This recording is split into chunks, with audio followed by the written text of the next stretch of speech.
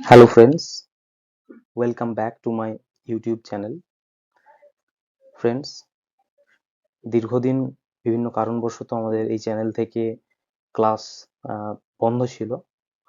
তো আমরা সমস্ত প্রতিকূলতাকে কাটিয়েছি এবং এখন থেকে প্রত্যহই আমাদের চ্যানেল থেকে ক্লাস আসবে। যেমনটা তোমরা জানো যে আমরা একটা বিষয় শুরু করেছিলাম যে বাংলাতে সম্পূর্ণ গ্রামার আমরা এই চ্যানেলেই পুরো কভার করব।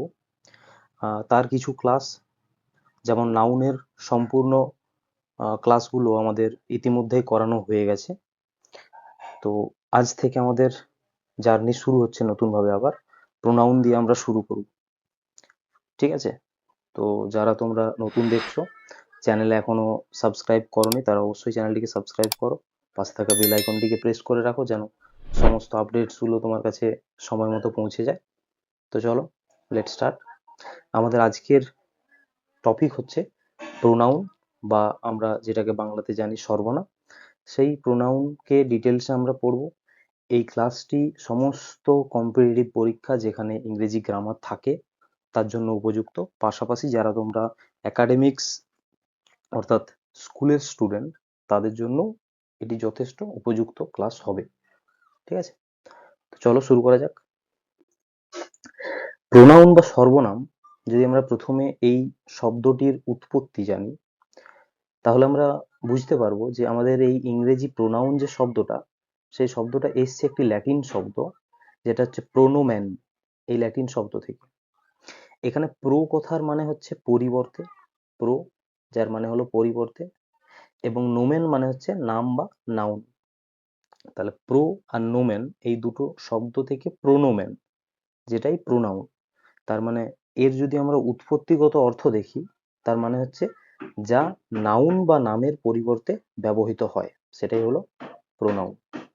ঠিক আছে? এটা হচ্ছে আমাদের উৎপত্তিগত অর্থ। তাহলে প্রোনাউন আমরা কাকে বলবো? যে শব্দ বাক্যে নাউনের পরিবর্তে ব্যবহৃত হয় তাকে আমরা বলবো প্রোনাউন বা সর্বনাম। এরপর প্রোনাউন ব্যবহার করা হয় কেন?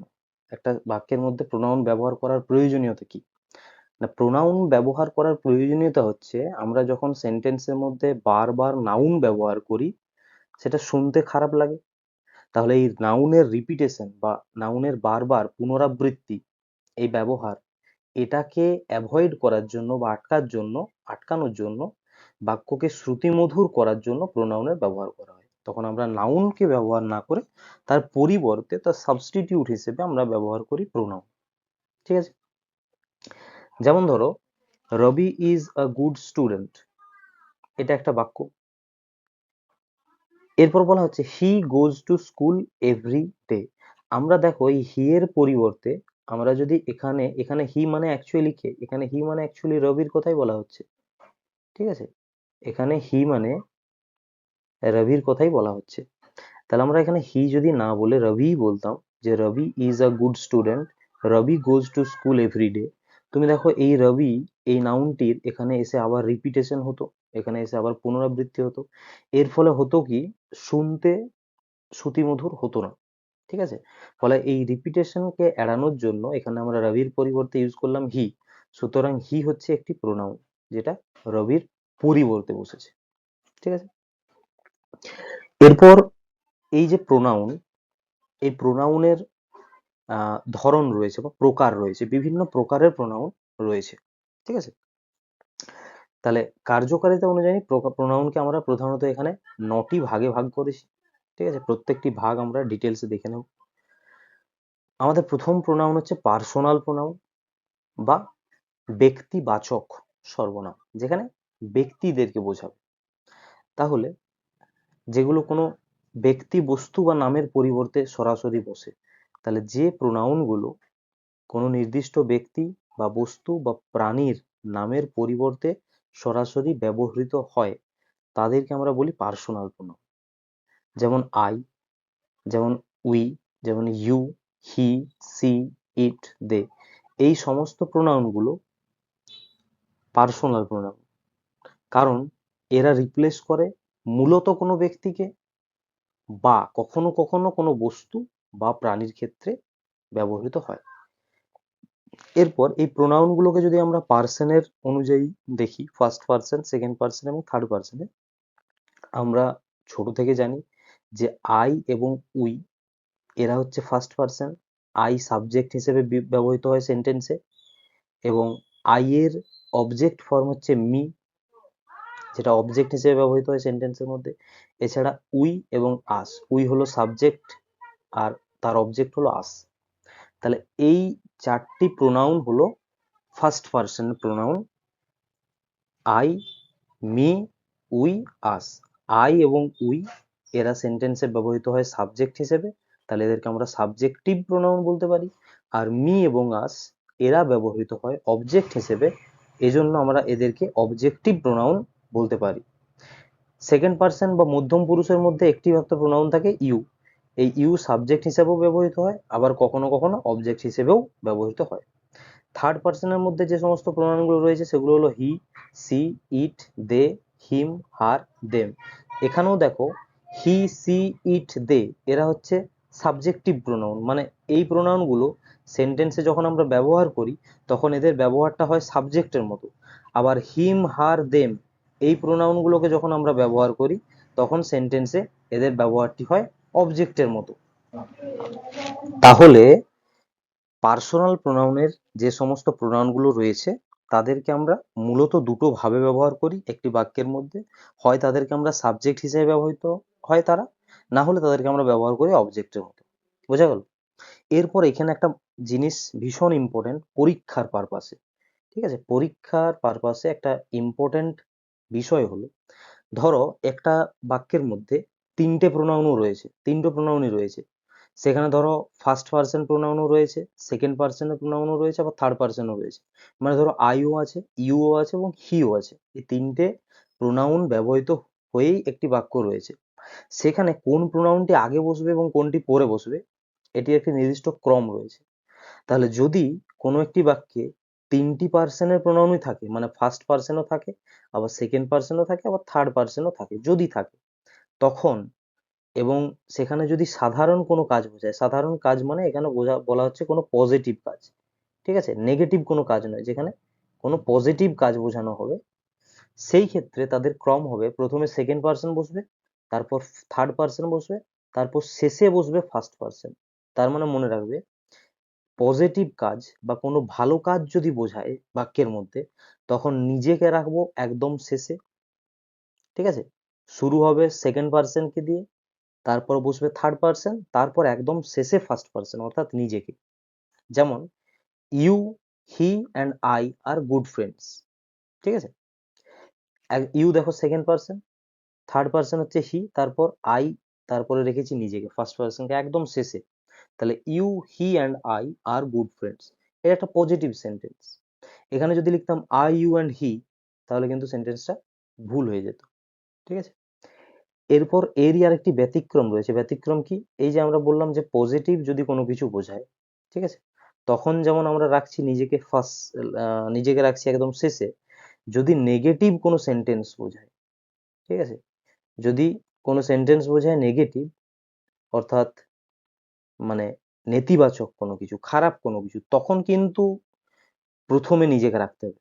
তাহলে ব্যতিক্রমটা হচ্ছে এটাই যে যদি কোনো দোষ স্বীকারের কথা বলা হয় বা নেতিবাচক অর্থ ব্যবহৃত হয় তখন প্রথমে থাকবে থার্ড পার্সন, সরি, প্রথমে থাকবে ফার্স্ট পার্সন, তারপর থাকবে সেকেন্ড পার্সন, তারপর থাকবে থার্ড পার্সন। অর্থাৎ যেভাবে পার্সন রয়েছে ফার্স্ট, সেকেন্ড, থার্ড এই হিসেবে ব্যবহৃত হবে। যেমন I, you and he have committed a crime. দেখো এই সেন্টেন্সটা পড়লে বুঝতে পারবে যে এখানে একটা ক্রাইমকে কমিট করার কথা বলা হচ্ছে, অর্থাৎ একটা খারাপ কাজ, একটা নেগেটিভ কাজের কথা যেহেতু এখানে বলা হয়েছে, সেই জন্য আই মানে ফার্স্ট পার্সনকে আমি নিজেকে রেখেছি প্রথমে, তারপরে ইউ, তারপর একদম শেষে থার্ড পার্সন, ঠিক আছে। এই বিষয়টা লক্ষ্য করবে, এটা কম্পিটিটিভ যে কোনো এক্সামের ক্ষেত্রে অনেক সময় দেয় সেন্টেন্স ইমপ্রুভমেন্টের ক্ষেত্রে, ঠিক আছে। তো চলো, তাহলে আমাদের পার্সোনাল প্রোনাউন হয়ে গেল। এরপর আমাদের প্রোনাউনের দ্বিতীয় অংশ হচ্ছে পজেসিভ প্রোনাউন। পজেসিভ নাউন আমরা পড়ে এসেছি। পজেসিভ কথার অর্থ হচ্ছে অধিকার বা দখল, ঠিক আছে? তাহলে পজেসিভ প্রোনাউন বা অধিকার সূচক বা অধিকারবাচক যে সর্বনাম সেগুলোতে কি বোঝাবে? সেগুলোতে বোঝাবে যে এটাই যে কোনো প্রোনাউন গুলো, যে সমস্ত প্রোনাউন গুলো কোনো ব্যক্তি বা বস্তুর উপর অধিকার বোঝায় বা মালিকানা বোঝায়। ঠিক আছে? তাহলে কোনো ব্যক্তি বা কোনো বস্তুর ওপর অধিকার বা মালিকানা বোঝালে তাদেরকে বলা হয় পজেসিভ প্রোনাউন। ঠিক আছে? যেমন ধরো মাইন মানে আমার, আওয়ার্স আমাদের, ইয়োর্স তোমার বা তোমাদের, হিজ তার, হার্স তার, দেয়ার তাদের। এই সমস্ত প্রোনাউন গুলো দেখো পড়লেই তুমি বুঝতে পারবে এটা কোনো কিছু বস্তুর বা কোনো ব্যক্তির অধিকারের কথা বলছে। যেমন দিস বুক ইজ মাইন, এই বইটি আমার। তাহলে এখানে এই বইটির অধিকার না আমার অধিকারে বইটি রয়েছে। তাহলে এগুলো হচ্ছে পজেসিভ প্রোনাউন। এরপর একটা জিনিস মনে রাখবে যে পজেসিভ প্রোনাউনের ব্যবহারের ক্ষেত্রে আমরা এই যে প্রোনাউন গুলোকে পড়লাম না এখনই, আদতে কিন্তু এরা পজেসিভ প্রোনাউন নয়। এই যে মাই বা আওয়ার বা ইয়োর বা দেয়ার, এরা আদলে এরা কিন্তু পজেসিভ প্রোনাউন নয়, এরা আসলে হচ্ছে পজেসিভ অ্যাডজেক্টিভ। কেন পজেসিভ অ্যাডজেক্টিভ? কারণ একমাত্র অ্যাডজেক্টিভই হচ্ছে এমন একটি পার্টস অফ স্পিচ যার পর নাউন বসে। ঠিক আছে? অ্যাডজেক্টিভ যখনই সেন্টেন্সের মধ্যে বসবে, কোনো অ্যাডজেক্টিভ যখনই সেন্টেন্সের মধ্যে বসবে, তখন অ্যাডজেক্টিভের পর কিন্তু নাউন বসবেই, এটা কম্পালসারি। ঠিক আছে? অ্যাডজেক্টিভের পর নাউন বসবেই। তাহলে অ্যাডজেক্টিভের পর যদি নাউন বসে, তার মানে সেটা আর তার মানে সেটা প্রোনাউন কখনো হবে না, সেটা অ্যাডজেক্টিভ হবে। তাহলে যখন আমরা এই সমস্ত পজেসিভ অ্যাডজেক্টিভ গুলোকে প্রোনাউন হিসেবে ব্যবহার করব, লক্ষ্য রাখবে যেন এদের পর কোনো নাউন না বসে। তাহলে পজেসিভ প্রোনাউন হিসেবে ব্যবহৃত হলে এরপর কোনো নাউন বসবে না। যেমন ধরো এখানে মাই নেই, সেন্টেন্সটা শেষ হয়ে গেছে। ঠিক আছে? বোঝা গেল? তাহলে যখন আমরা এই সমস্ত পজেসিভ অ্যাডজেক্টিভ গুলোকে প্রোনাউন হিসেবে ব্যবহার করব, তখন এই প্রোনাউন গুলোর পর আর নাউন বসানো যাবে না। কারণ প্রোনাউনের পর নাউন বসে না। যদি আমরা এই শব্দগুলোর পর নাউন বসিয়ে দিই, তখন এদের ব্যবহারটা হয়ে যাবে অ্যাডজেক্টিভের মতো। বোঝা গেল? প্রোনাউন নাম্বার 3 বা তৃতীয় প্রোনাউন হচ্ছে আমাদের ডেমনস্ট্রেটিভ প্রোনাউন। ডেমনস্ট্রেটিভ প্রোনাউন বা নির্দেশক সর্বনাম। তাহলে যে সমস্ত প্রোনাউন গুলো কোনো ব্যক্তি বা বস্তুর দিক নির্দেশ করে, ঠিক আছে, কোনো কিছুকে নির্দেশ করে, পয়েন্ট আউট করে, তাদেরকে বলা হচ্ছে ডেমনস্ট্রেটিভ প্রোনাউন। যেমন ডেমনস্ট্রেটিভ প্রোনাউন হচ্ছে 4টি pronoun: this, that, these are হচ্ছে দোজ। দিস এটি কোনো কাছের প্রোনাউনকে বোঝানো হয়, মানে কাছের কোনো ব্যক্তি বা বস্তুকে বোঝানো হয় এবং একটি সিঙ্গুলার ইউনিটকে বোঝায়। দ্যাট দূরের কোনো কিছুকে বোঝানো হয় এবং এটাও সিঙ্গুলার ইউনিট হিসেবে ব্যবহার হয়। দিস তার প্লুরাল হচ্ছে দিজ, মানে এটাতেও কাছের কিছুকে বোঝায় এবং অনেকগুলোকে বোঝায়, প্লুরাল সেন্সে ব্যবহার হয়। আর দোজ হচ্ছে দ্যাটের প্লুরাল ফর্ম। তাহলে দোজ দিয়ে আমরা দূরের কোনো কিছুকে বোঝাই কিন্তু অনেকগুলো, মানে প্লুরাল সেন্সে ব্যবহার করি। ঠিক আছে? যেমন these are your pens but those are mine, এগুলো তোমার কলম কিন্তু ওইগুলো আমার। তাহলে দিস হলো কাছের জিনিসকে বোঝাবে এবং সিঙ্গুলার একটিকে বোঝাবে। দ্যাট হলো দূরের জিনিসকে বোঝাবে এবং একটিকে বোঝাবে, সিঙ্গুলার ইউনিটকে বোঝাবে। দিজ হলো কাছের এবং অনেকগুলো জিনিসকে বোঝাবে, মানে প্লুরাল হিসেবে ব্যবহৃত হবে। দোজ হলো দূরের অনেকগুলোকে বা প্লুরাল সেন্সে ব্যবহার হয়। আমাদের পরবর্তী প্রোনাউন হচ্ছে relative pronoun. Relative pronoun, relative কথার অর্থ হচ্ছে সম্বন্ধ। তাহলে রিলেটিভ প্রোনাউন মানে হচ্ছে সম্বন্ধ সূচক সর্বনাম। রিলেটিভ প্রোনাউন বলা হবে কাদেরকে? যারা রিলেশন তৈরি করে। তাহলে যে সমস্ত প্রোনাউন বাক্যের দুটি অংশকে যুক্ত করে, দুটো অংশের সম্পর্ক স্থাপন করে, তাহলে যে সমস্ত প্রোনাউন বাক্যের দুটি অংশকে যুক্ত করে এবং ওই রিলেটিভ প্রোনাউনের আগে যে নাউন বা প্রোনাউনটি বসে তার সাথে বাক্যের সম্পর্ক স্থাপন করে। এরপর এখানে একটা জিনিস মনে রাখবে, যেখানে আমাদের এই রিলেটিভ প্রোনাউন ব্যবহৃত হবে যে সেন্টেন্সে বা যে বাক্যে, এই রিলেটিভ প্রোনাউনটি বসার ঠিক আগে একটি নাউন বা প্রোনাউন বসে। ঠিক আছে? বসবেই। সেটিকে ওই বাক্যের অ্যান্টিসিডেন্ট বলা হয়। এটা মনে রাখবে, অনেক সময় পরীক্ষায় সরাসরি কোয়েশ্চেন করে অ্যান্টিসিডেন্ট কি। ঠিক আছে, বা তোমাকে একটা সেন্টেন্স দিয়ে বলবে এই সেন্টেন্সের মধ্যে কোনটি অ্যান্টিসিডেন্ট, তাহলে অ্যান্টিসিডেন্ট হলো রিলেটিভ প্রোনাউনের আগে ব্যবহৃত হওয়া নাউন বা প্রোনাউন। যেমন কোন কোনগুলো relative pronoun? Who, which, that, whom, whose.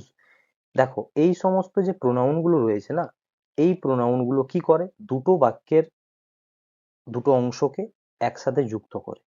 যেমন the man who came here yesterday is my uncle. দেখো এখানে দুটো অ্যাকচুয়ালি বাক্য দুটো, একটা হচ্ছে হি ইজ দ্য ম্যান, আরেকটা হচ্ছে হি কেম হিয়ার ইয়েস্টারডে। তাহলে বলা হচ্ছে যে ওই লোকটি যে কালকে এসেছিল সে আমার আঙ্কেল। তাহলে এখানে হু যে ওয়ার্ডটা, এটা হলো রিলেটিভ প্রোনাউন। কেন? কারণ এ দেখো বাক্যের দুটো অংশের মধ্যে সম্পর্ক স্থাপন করেছে, ঠিক আছে, যুক্ত করেছে দুটোকে। এবং তাহলে এখানে অ্যান্টিসিডেন্ট কি? তাহলে অ্যান্টিসিডেন্ট বলা হলো কোনটাকে, না রিলেটিভ প্রোনাউনের আগে যে নাউন বা প্রোনাউন ব্যবহার হয় তাকে অ্যান্টিসিডেন্ট বলা হয়। তাহলে হু এর আগে ব্যবহৃত হয়েছে কে, দ্য ম্যান। তাহলে দ্য ম্যান হলো এখানে অ্যান্টিসিডেন্ট। কার অ্যান্টিসিডেন্ট? হু এর অ্যান্টিসিডেন্ট। দ্য ম্যান হচ্ছে হু এর অ্যান্টিসিডেন্ট। বোঝা গেল অ্যান্টিসিডেন্ট ব্যাপারটা? এরপর কয়েকটা জিনিস মনে রাখবে কম্পিটিটিভ এক্সামের ক্ষেত্রে, যেগুলো ভুল হয় বা যেগুলো প্রয়োজন হয় তোমার, মানে শর্ট ট্রিক্সের মতো তুমি এই বিষয়গুলো মনে রাখতে পারো। হু ব্যবহৃত হয় সাবজেক্ট হিসেবে এবং ব্যক্তির ক্ষেত্রে ব্যবহার হয় হু। হু কখনো কিন্তু কোনো বস্তুকে নির্দেশ করে না, ব্যক্তিকে নির্দেশ করে, এবং হু সবসময় সাবজেক্ট হিসেবে ব্যবহৃত হয়। দ্বিতীয় হচ্ছে হুম। হুম মানে কাকে, তাহলে কাকে এটাও নিশ্চয়ই কোনো ব্যক্তির ক্ষেত্রেই ব্যবহার হয়, কিন্তু হুম ব্যবহৃত হয় অবজেক্ট হিসেবে। হু যেভাবে সাবজেক্ট হিসেবে ব্যবহৃত হচ্ছে, হুম ব্যবহৃত হবে অবজেক্ট হিসেবে। হুইচ, হুইচ কোনো ব্যক্তিকে বোঝায় না, কোনো বস্তুকে বোঝায়, ঠিক আছে, বা কোনো প্রাণীকে বোঝায় কখনো কখনো। আর দ্যাট ব্যক্তি বা বস্তু উভয়ের ক্ষেত্রেই ব্যবহৃত হয়। দ্যাট হলো এমন একটি শব্দ বা এমন একটি রিলেটিভ প্রোনাউন যেটি ব্যক্তি এবং বস্তু উভয়কেই বোঝাতে পারে, এটা মনে রাখবে। পরবর্তী আমাদের প্রোনাউন হলো ইন্টারোগেটিভ প্রোনাউন বা প্রশ্নবোধক সর্বনাম। ইন্টারোগেটিভ প্রোনাউন ভীষণই সহজ, যে প্রোনাউন দিয়ে কোনো প্রশ্ন জিজ্ঞাসা করা হয়। তাহলে প্রশ্ন জিজ্ঞাসা করার জন্য যে প্রোনাউন গুলো আমরা মূলত ব্যবহার করি সেগুলোকে আমরা বলছি ইন্টারোগেটিভ প্রোনাউন। এরপর ইন্টারোগেটিভ প্রোনাউন বা প্রশ্নবোধক সর্বনামের ক্ষেত্রে প্রশ্ন তৈরি করা হয় মূলত, আমরা পড়ে এসেছি যেগুলো কি, ডাব্লিউএইচ ওয়ার্ড দিয়ে। এই ডাব্লিউএইচ ওয়ার্ড দিয়েই মূলত আমরা প্রশ্ন বা কোয়েশ্চেন তৈরি করি, তাই না? তার মানে ডাব্লিউএইচ ওয়ার্ড গুলো হবে ইন্টারোগেটিভ প্রোনাউন, যেমন হু, হুইচ, হোয়াট, হুম, হুজ। এবং এদের ব্যবহার হবে কিভাবে, এদের ব্যবহার হবে এইভাবেই যে এরা সব সময় প্রশ্ন তৈরি করবে, এদের শেষে একটি প্রশ্নবোধক চিহ্ন থাকবেই ইন্টারোগেটিভ প্রোনাউন। যেমন ধরো who is calling you, what is your plan, এই যে সেন্টেন্স গুলো, এগুলোতে একটা কোয়েশ্চেন বা একটা প্রশ্ন জিজ্ঞাসা করা হচ্ছে, তাহলে এখানে এদের ব্যবহার হলো ইন্টারোগেটিভ প্রোনাউনের মতো, ঠিক আছে। চলো আমাদের পরবর্তী প্রোনাউন, সেটা হলো ইনডেফিনাইট প্রোনাউন। ইনডেফিনাইট কথার অর্থ হলো অনির্দিষ্ট, যা নির্দিষ্ট নয়। তার মানে এই সমস্ত প্রোনাউন গুলো বোঝাবে কি, এই সমস্ত প্রোনাউন গুলো নির্দিষ্ট করে কোনো ব্যক্তিকে বা বস্তুকে বোঝাবে না। মানে এই প্রোনাউনটি পড়ে সেন্টেন্সের মধ্যে কোনো নির্দিষ্ট ব্যক্তি বা বস্তুকে আমরা বুঝতে পারবো না। এখানে অনির্দিষ্ট কাউকে বোঝাবে, অনির্দিষ্ট কোনো ব্যক্তিকে বোঝাবে, অনির্দিষ্ট কোনো বস্তুকে বোঝাবে, ঠিক আছে। যেমন ধরো কোন কোন শব্দগুলো ইনডেফিনাইট প্রোনাউন হিসেবে ব্যবহৃত হয়, someone, somebody, anyone, anybody, everyone, all, many, few, some, none. ভালো করে দেখো এই যে সমস্ত শব্দগুলো, এই প্রত্যেকটি শব্দ কিন্তু কোনো নির্দিষ্ট ব্যক্তিকে বোঝাতে পারে না। এই শব্দগুলো দিয়ে অনির্দিষ্ট কোনো ব্যক্তিকে বা বস্তুকেই বোঝানো হয়। যেমন someone has stolen my wallet, কেউ আমার ওয়ালেটটা চুরি করেছে। এখানে কে চুরি করেছে আমরা কিন্তু জানি না, কোনো নির্দিষ্ট ব্যক্তির কথা বলা হচ্ছে না, ঠিক আছে। এরপর এক্ষেত্রে একটা জিনিস মনে রাখবে পরীক্ষা oriented, every, everyone, someone, somebody, nobody, anyone. যখন তুমি এই সমস্ত ওয়ার্ডগুলোকে সেন্টেন্সের মধ্যে দেখবে, এরা কিন্তু সবসময় মানে এদেরকে গণ্য করা হয় সিঙ্গুলার হিসেবে, ঠিক আছে। এরা বাক্যে কিন্তু ব্যবহার হয় সিঙ্গুলার হিসেবে, প্লুরাল হিসেবে কিন্তু নয়। তার মানে এদের পর যে ভার্বটা বসবে সেই ভার্বটাও হবে সিঙ্গুলার, ঠিক আছে? এদের পর যে ভার্বটা বসবে সেই ভার্বটাও হবে সিঙ্গুলার, এবং এদের ক্ষেত্রে যে এদের পার্সপেক্টিভে যে প্রোনাউনটা বসবে সেই প্রোনাউনটাও হবে সিঙ্গুলার।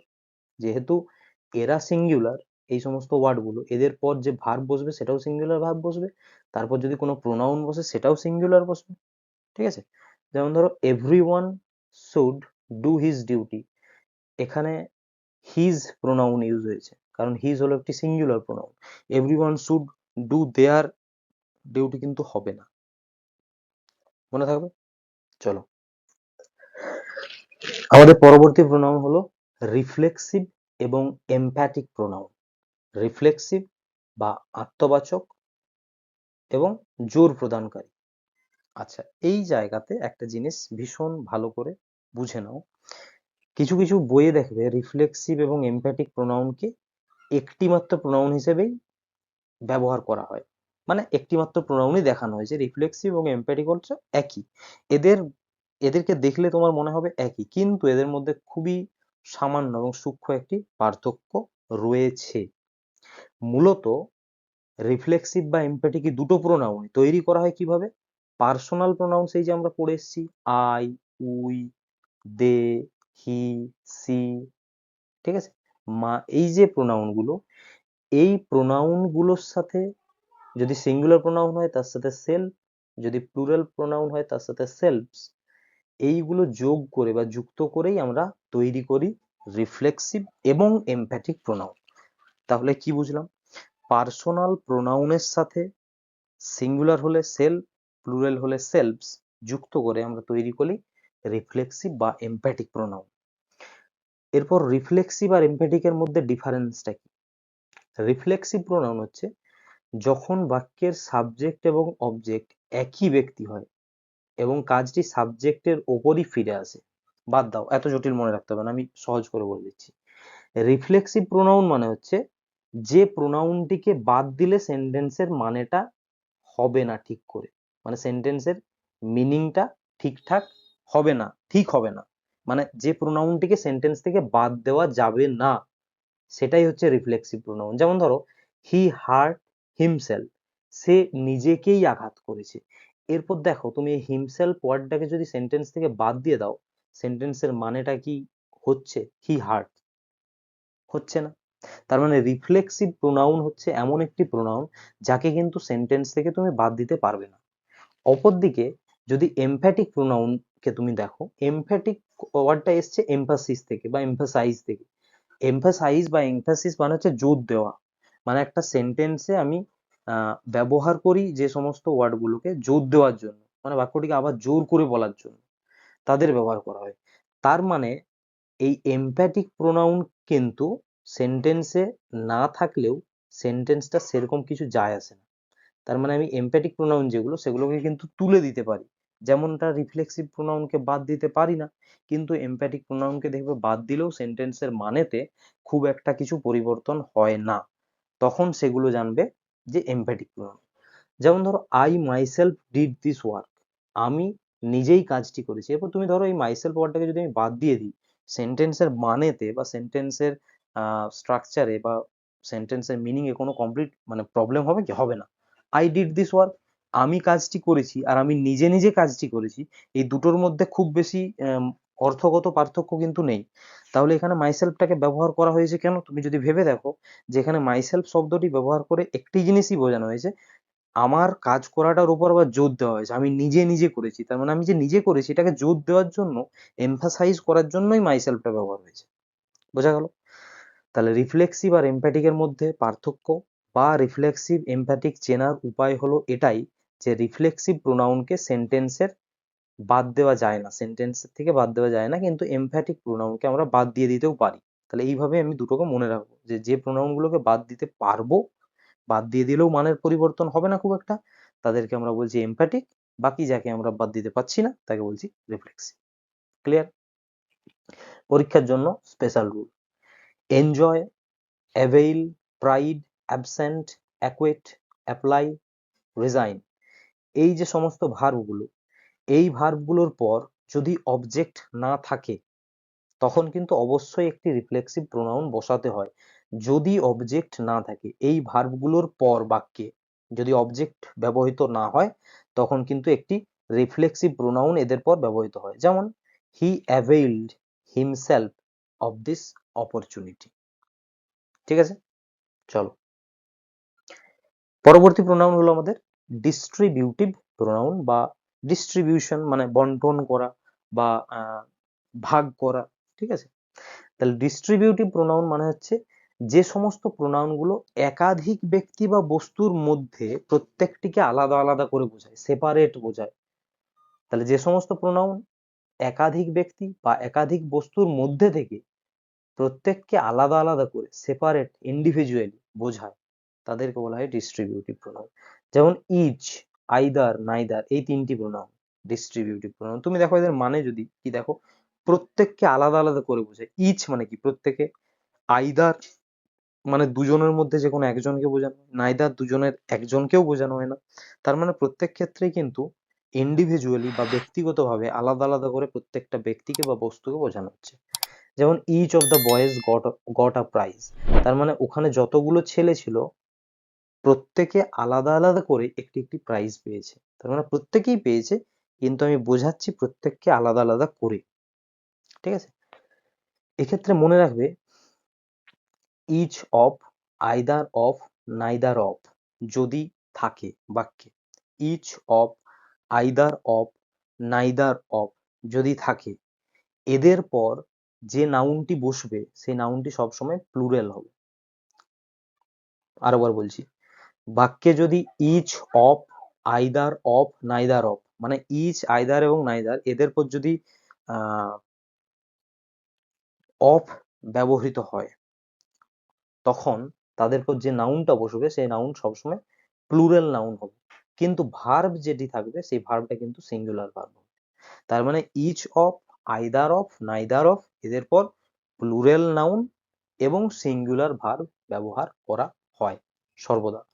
যেমন each of the students plural noun, কিন্তু ভার্বটা হচ্ছে is, singular, present. Each of the students is present. Clear? পরবর্তী প্রোনাউন হচ্ছে রেসিপ্রোকাল বা পারস্পরিক সর্বনাম। কাকে বলে? যে প্রোনাউন গুলো একাধিক ব্যক্তির মধ্যে পারস্পরিক সম্পর্ক বোঝায়, মানে পরস্পরের সম্পর্ক। অনেক ব্যক্তি রয়েছে, তাদের মধ্যেকার যে পারস্পরিক সম্পর্ক সেটিকে বোঝানো হয় রেসিপ্রোকাল প্রোনাউন দিয়ে। কোন সমস্ত প্রোনাউন গুলো? দুটি মাত্র প্রোনাউন রয়েছে যেগুলোকে রেসিপ্রোকাল প্রোনাউন বলা হয়, ইচ আদার, ওয়ান অ্যানাদার। এরপর এদের ব্যবহার নিয়েও একটি বিশেষ রুলস রয়েছে, মাথায় রাখতে হবে যে যে কোনো জায়গায় আমরা কিন্তু ইচ আদার বা ওয়ান অ্যানাদার বসাই না। ইচ আদার কখন ব্যবহার করি আর ওয়ান অ্যানাদারই বা কখন ব্যবহার করি?